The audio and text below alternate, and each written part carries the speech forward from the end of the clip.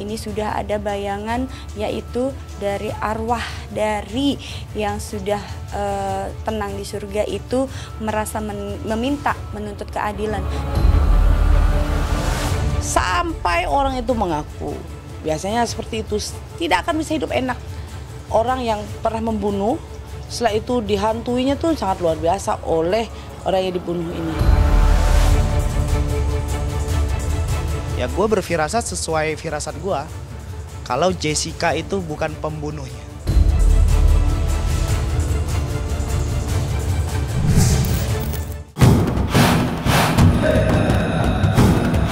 Film dokumenter Ice Cold Murder and Jessica Wongso tidak hanya menjadi buah bibir, tetapi juga seperti telah membuka kesadaran publik untuk melihat kembali persidangan kasus kopi sianida dengan terdakwa Jessica Kumala Wongso pada 2016 silam.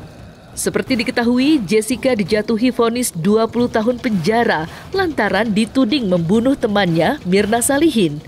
Meski mendapat hukuman cukup berat, Jessica tetap pada pendiriannya, menolak mengakui perbuatannya. Bahkan sebagai syarat pengajuan grasi yang sempat ditawarkan kuasa hukumnya, Otto Hasibuan, ditolak Jessica. Melihat sifat Jessica yang tidak berubah, membuat publik bertanya-tanya apa yang sebenarnya terjadi dengan Jessica. Terlebih sifat Jessica yang tampak begitu dingin, nyaris tanpa ekspresi saat menjalani persidangan, menuai beragam komentar. Ada yang mencaci, tidak sedikit pula yang memuji. Lantas, seperti apa sifat dan kepribadian Jessica yang sesungguhnya? Seperti apa pula karakter ayah mendiang Mirna, Edi Darmawan, yang belakangan namanya sukses menuai perhatian? Dia orangnya sebenarnya bawaannya tenang, ya, damai, dan tidak suka kebencian, dan dia itu sebenarnya orangnya bijaksana, ya, sifat asli dia. Dan dia tuh kalau sudah berteman itu istilahnya tuh setia, artinya sayang sama temannya, ya. Ini sifat aslinya dia, terlepas dari apapun yang terjadi sama dia saat ini. Dan perubahan sikap dia aku bisa rasakan di sini. Kita akan lihat apa yang membuat dia berubah sikap, ya. Perubahan sikap dia saat ini diakibatkan ada beberapa faktor. Faktor pertama yang ada, ya, saat ini dalam pikirannya dia adalah faktor untuk lebih kepada sudah kebingungan nih, ya, bingung dan ada tekanan, ya, bingung dan ada tekanan di sini. Sehingga yang tadinya dia bijaksana, wise, dan kemudian penyayang, dan seperti yang tadi aku sebut tadi, berubah menjadi seorang pendiam. Pendiam karena ada tekanan yang aku rasakan di sini. Kita lihat lebih dalam lagi. Tidak banyak atraksi, ya, muka dia bisa bermuka dua. Artinya adalah bermuka dua, dia kebalikan dari sifat aslinya dia. Ini lebih kepada keproteksi sih, ya, untuk memproteksi diri dia. Jadi dia lebih banyak diam, lebih banyak pasrah, lebih banyak ya sudah, mau aku ngomong salah, mau tidak pun tetap salah, gitu ya. Jadi sifat misteriusnya adalah lebih baik diam daripada nanti salah juga. Toh aku ngomong juga salah. Ini yang aku bisa rasakan dari dia kondisinya saat ini, yang artinya berbanding terbalik dari sifat aslinya dia. Aku bisa merasakan aura dingin, artinya orangnya cukup dingin, ya, cukup dingin dan tidak peduli, dan lebih cenderung apa, ya, diktator, ya. Artinya kalau dia mempunyai keinginan, dia juga harus bisa mendapatkan, ya, orangnya seperti itu. Jadi dia tipe orang yang kepribadinya dia itu seorang pemimpin diktator. Kalau seorang pemimpin, ya, seorang pemimpin diktator, dan lebih cenderung kalau punya keinginan harus terwujud. Kedua belah pihak merasakan adanya tekanan, dan aku melihat di sini juga sudah dimulainya karma bagi siapapun dia, ya. Ada karma yang nantinya nampaknya ini kasus pelan-pelan akan terungkap dan terkuliti siapa sebenarnya yang memang bersalah dan tidak bersalah, ya. Ini sudah ada bayangan, yaitu dari arwah dari yang sudah tenang di surga itu merasa meminta menuntut keadilan, dan ini juga adalah yang menjadi tekanan berat di antara kedua belah pihak, ya. Artinya siapa yang benar siapa yang salah nanti pada waktunya akan terungkap.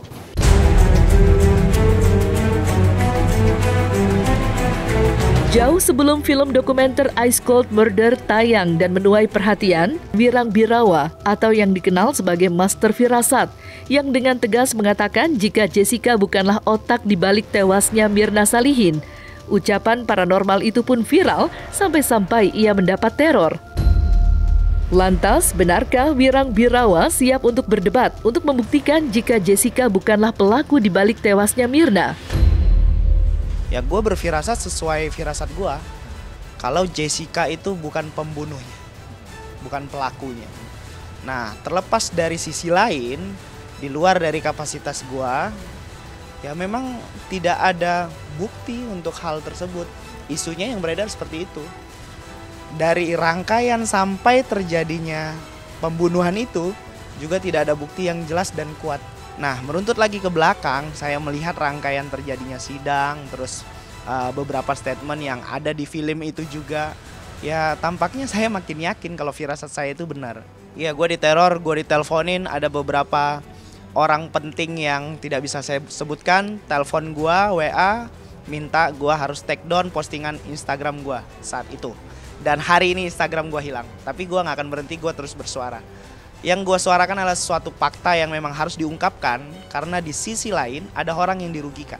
Ya benar, ada dikirimin kain kafan di teras rumah gue juga awalnya nggak tahu, dikasih tahu 1 hari setelah paket itu nyampe. Jadi staf gue ngasih tahu karena ada kalau ada paket mereka kasih ke saya dan dibuka, tapi tidak ada pengirimnya.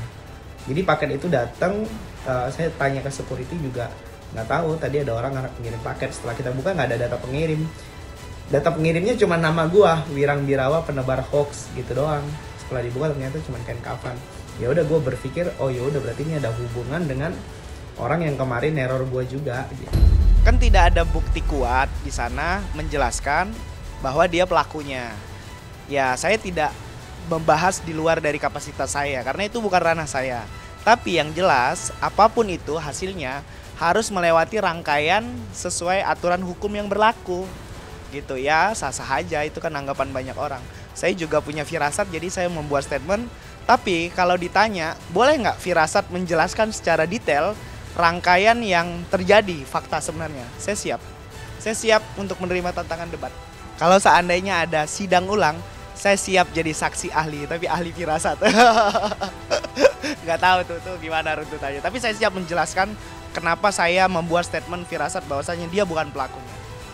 Baik secara hukum yang berlaku, baik juga penjelasan yang berdasarkan landasan sesuai pengetahuan saya. Tidak hanya film Ice Cold Murder yang menarik perhatian publik, tetapi juga kepribadian Jessica yang dianggap ganjil. Bagaimana tidak, semenjak kasus kopi sianida diangkat ke publik, sosok Jessica sukses menarik perhatian banyak orang. Sikapnya yang dingin, diam, dan tenang membuat banyak orang dibuat heran. Tidak sedikit yang menuding jika Jessica seorang psikopat. Ada juga yang beranggapan bahwa Jessica memiliki ilmu supranatural yang di luar batas kewajaran. Lantas, seperti apa Nyai Dewi Rantian yang juga seorang paranormal menanggapi hal tersebut? Oke, kalau orang mempunyai ilmu atau orang yang berguru atau mendalamkan suatu ilmu kan bukan seperti itu. Orang yang mendalam seperti ilmu itu berbeda. Dia punya suges, dia punya rasa, dia punya perasaan cemas atau panik, itu ada. Ada juga orang yang mempunyai, dan kadang-kadang dia mendengar bisikan atau mendengar apa, kan seperti itu. Kalau saya lihat dari raut wajah Jessica, bukan orang yang punya ilmu atau orang yang punya keilmuan atau dia belajar, enggak sih, biasa aja. Kalau saya lihat dari raut muka atau dari raut wajah, jawaban saya enggak sih. Karena kalau orang yang punya belajar ilmu atau orang yang mendalamkan ilmu itu berbeda, raut muka berbeda, sinis, natap mata juga berbeda. Ada juga kadang-kadang orang yang belajar ilmu seperti itu kan ada kodam yang ada di dalam badannya, pasti kayak seorang spiritual yang punya ilmu yang tinggi, biasanya bisa lihat bahwa orang ini ada isi dalamnya atau ini orang, biasanya seperti itu. Tapi jawaban saya dari raut wajah Jessica nggak ada sih. Oke, biasanya itu ketakutan. Kedua, rasa bersalah itu menghantui terus. rasa bersalah itu selalu menghantui. Setelah itu dimimpikan oleh orang yang dibunuh ini tadi, yang dibunuh ini selalu menghantui orang itu sampai orang itu mengaku. Biasanya seperti itu, tidak akan bisa hidup enak. Orang yang pernah membunuh, setelah itu dihantuinya tuh sangat luar biasa oleh orang yang dibunuh ini. Biasanya seperti itu. Jadi jawaban saya, karena banyak kejadian ya, yang saya pernah juga obatin orang, yang dia itu rasa bersalahnya bukan main. Itu bukan membunuh loh, tapi dia hanya memperkosa orang. Rasa bersalahnya bukan main, dan dia tuh rasa ketakutan selalu dimimpiin. Itu yang memperkosa loh. Hampir orang itu stres. Apalagi orang membunuh. Lebih terus-terusan arwah ini mungkin menghantui, terus-terusan membuat orang yang pembunuh ini tidak tenang. Biasanya seperti itu. Oke, kenapa nih kasus kembali diangkat lagi ke publik? Karena kan mungkin ada kekurang puasan dari seseorang atau dari keluarga lain atau dari beberapa atau banyak orang yang merasa masih belum puas karena merasa bahwa Jessica adalah bukan pembunuhnya, kan seperti itu. Jadi ada suatu kekurang puasan seperti itu, yang saya lihat seperti itu sih. Makanya kasus ini diungkap lagi. Setelah itu kan pasti ada, kita kan juga nggak tahu ya doa dari seorang yang seperti Jessica ini. Dia berdoa atau keluarganya juga berdoa, meminta supaya kalau memang sebenarnya minta yang sebenarnya bagaimana. Mungkin doa orang tua dari Jessica juga kita kan tidak tahu doa orang tua di saat malam hari atau kapanpun dia berdoa kan seperti itu.